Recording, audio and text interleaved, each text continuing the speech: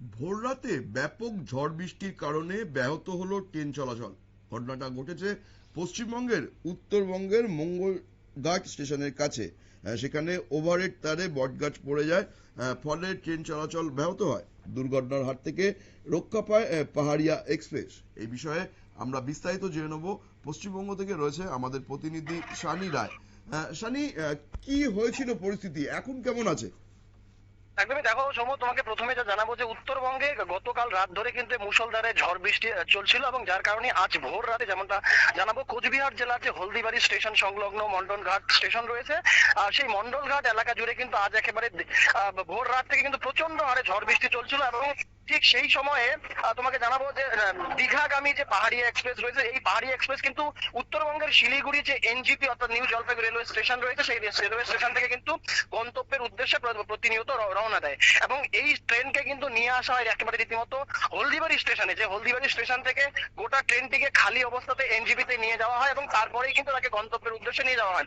এদিন ভোর 4:30 নাগাদ যখন হলদিবাড়ি স্টেশন থেকে নিয়ে যাওয়া হচ্ছিল এনজিপির উদ্দেশ্যে, ঠিক সেই সময় কিন্তু একবার প্রবল হারে ঝড় বৃষ্টি হয়েছিল এই মন্ডলঘাট স্টেশন সংলগ্ন এলাকায়। এবং সেখানে রীতিমতো ঝড়ের তীব্রতা এতটাই মানে ব্যাপক হারে ছিল যে একটি বট গাছের একটি অংশ কিন্তু এই যে পাহাড়ি এক্সপ্রেস ট্রেন, সেই ট্রেনের ওভারহেড তারের উপরে ছিটকে পড়ে, এবং যার ফলে কিন্তু আগুনের লেলিহান শিখা সেখানে জ্বলে ওঠে। এবং সেখানেই কিন্তু ট্রেন চালক এমার্জেন্সি ব্রেক কষে সেই ট্রেনটিকে আটক করে এবং বড় সড় দুর্ঘটনার হাত থেকে কিন্তু রক্ষা করে। এবং দিনভর এখনো পর্যন্ত কিন্তু এই হলদিবাড়ি এনজিপি গামী যে রেলওয়ে সিস্টেম যে লাইন রয়েছে, সেই লাইনে কিন্তু দীর্ঘক্ষণ ধরে যানজট রয়েছে, এবং এই পাহাড়ি এক্সপ্রেসকে এখনো পর্যন্ত সেখান থেকে সরানো সম্ভব হয়নি। পাশাপাশি এই ট্রেন সেখানে দীর্ঘক্ষণ দাঁড়িয়ে থাকার কারণে কিন্তু এই রুট দিয়ে চলা বেশ কিছু লোকাল ট্রেন, এমনকি বালুরঘাট যে এক্সপ্রেস, সেই বালুরঘাট এক্সপ্রেসও কিন্তু দাঁড়িয়ে রয়েছে।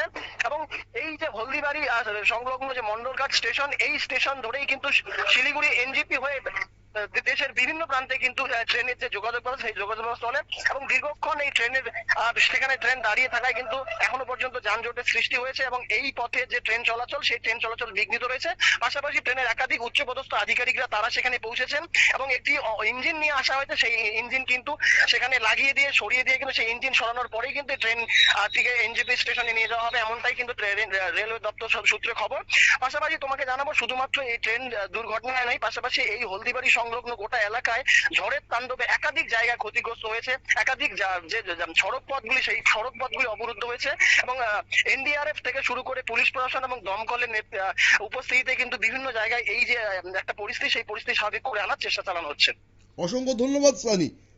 আমরা কথা বলে নিচ্ছিলাম আমাদের প্রতিনিধি সানি রায়ের সাথে। পরিস্থিতি কিন্তু এখনো স্বাভাবিক হয়নি, এখনো কিন্তু কাজ চলছে, এবং যে ট্রেনটি পাহাড়িয়া এক্সপ্রেস সেখানে আটকে রয়েছে, সেটি কিন্তু অন্য ইঞ্জিন নিয়ে এসে সরানোর চেষ্টা চলছে। রেলের আধিকারিকরা ঘটনাস্থলে উপস্থিত আছে। পাশাপাশি ঝড় বৃষ্টির কারণে কিন্তু স্থানীয় এলাকাতেও প্রচুর ক্ষয়ক্ষতি হচ্ছে, সেগুলোও কিন্তু ঠিক করার চেষ্টা করা হচ্ছে প্রশাসনের তরফ থেকে। খবর এখন এ পর্যন্তই।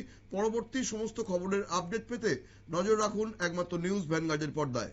নমস্কার।